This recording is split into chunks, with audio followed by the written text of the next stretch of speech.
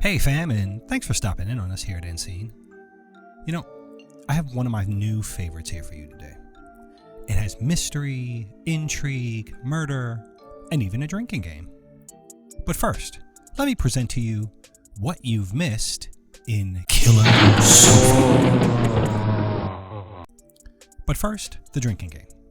We all know how it works. Anytime you hear the magic word, you know what to do. I'll start off by saying, I was really hoping that this was going to be a movie about an exceptionally comfortable couch, as our couch is currently a disappointment. Nonetheless, I was not disappointed that it turned out to be murderous furniture. So how do we get there? Let's take a look. Meet Freddy, an occult blogger, conducting an unexplained ritual and speaking in tongues or trying to get Baby Shark out of his head, I'm not sure. But then we find Freddy bound, gagged, and looking terrified. The picture of a woman sits on the table as some guy ominously hovers over Freddy with a saw. Spoiler alert, this ain't the bad guy. He only pops up for another 10 seconds in this flick, and though he may do well with the ladies, he's no killer. We fast forward to a group of kids coming to retrieve a lazy boy from a dusty garage. One girl finds an altar with fresh blood and the chair chained up like Frankenstein's monster, but hey, $50 is $50, so they move the chair. With Freddy presumed dead, the cops pay a visit to the girl in the picture. That's Francesca. She's a dancer, a friend, a human creep whistle. Francesca explains that Freddy was just a guy who liked her, and Detective Gravy, oh yeah, the detective is Detective Gravy and Detective Grape. Yeah. Back to Gravy. He starts to feel some kind of way, and Grape just doesn't get it. Something about her, isn't there? I can see why they went crazy. I don't see it. Meanwhile, the kids attempt to deliver the chair to an antique shop, and Gramps, the shop owner, is instantly drawn to the plush arms and the soulful buttons.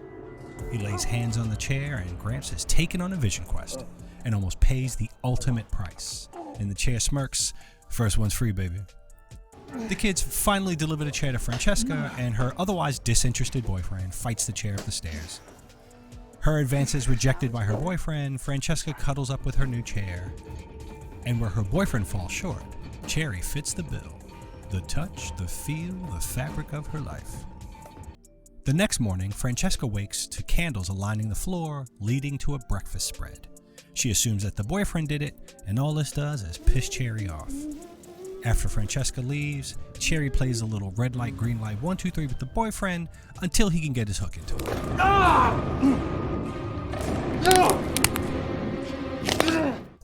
The boyfriend later convalesces at his mother's house, but Cherry is not done with him.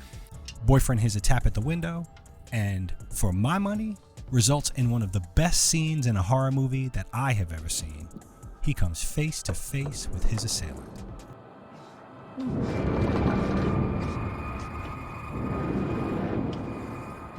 Brett tries to crawl away, but the chair puts the springs to him.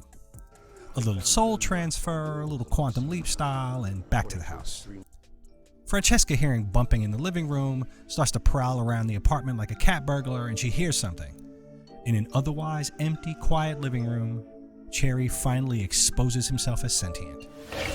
Francesca, understandably, loses her shit and calls her homegirl over, who is not so impressed. Well, it's not moving now. The chair, on the other hand, recognizes an op when he sees one and keeps an eye on her. Some other creep, drawn to Francesca, sneaks around her house, touching her stuff, smelling her underwear, and violating her hat. Oh, but Cherry don't play that. Our anti-hero approaches the creep on tippy toes with the hopes that they can iron out their differences. Looking for Francesca, her friend comes back to the house and stumbles across the chair, ushering the creep out of the house via the express lane. She gets spotted and makes a dash for the bathroom. As the chair peeks through the hole in the door, the friend leaps from the window and ends up head over heels in the trash bin. The chair pulls a Pennywise and bellows to Francesca through the pipes. Concerned for her friend, Francesca returns home, only to hear the voice again. She then splits and calls Grandpa for help, Grandpa scribbles some IKEA instructions on how to capture the spirit in a Dybbuk box and gets to work. While Grandpa works, Francesca is lulled into a trance with Gramps playing the shofar. She is drawn to the chair like he's Rick James, bitch. Tools in hand, Francesca returns to the apartment, busts in with the Dybbuk box and a jug of gas at the ready. She demands that the chair, get in the box. Cherry's defense forces Francesca to plan B, douse everything in gasoline. With steely resolve, Francesca brandishes the matches, draws, and strikes a flame. With as much righteous indignation as can spread across the button-eyed face of a lounge chair, Cherry leans in and...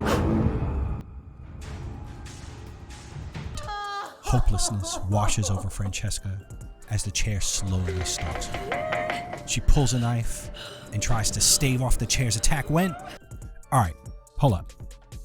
I'm about to drop all the dimes found between the cushions. So if you don't want to hear how this ends, turn away now. 3, 2, 1. Cool.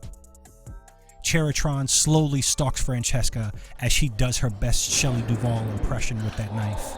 When Detective Gravy learns the secret of the chair, busts in, guns a-blazing.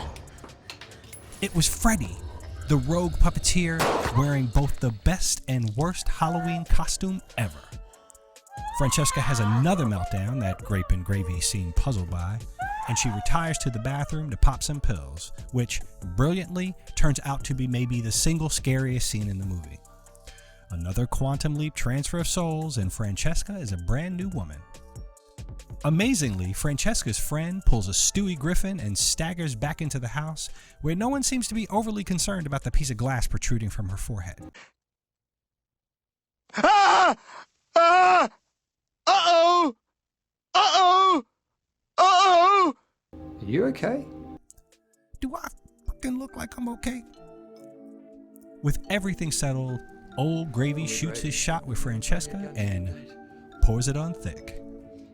Francesca has more sinister plans for Gravy, and Detective Grape stumbles across his mind meld with the chair.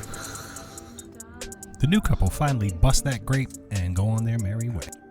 The friend, trying to understand what the hell just happened, learns that even button eyes can be the windows to the soul. Alright, before we go, how many of you are still sober?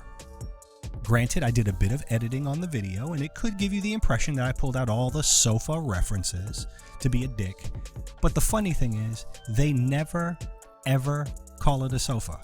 You know why? Because it's not a sofa. It's a lounge chair.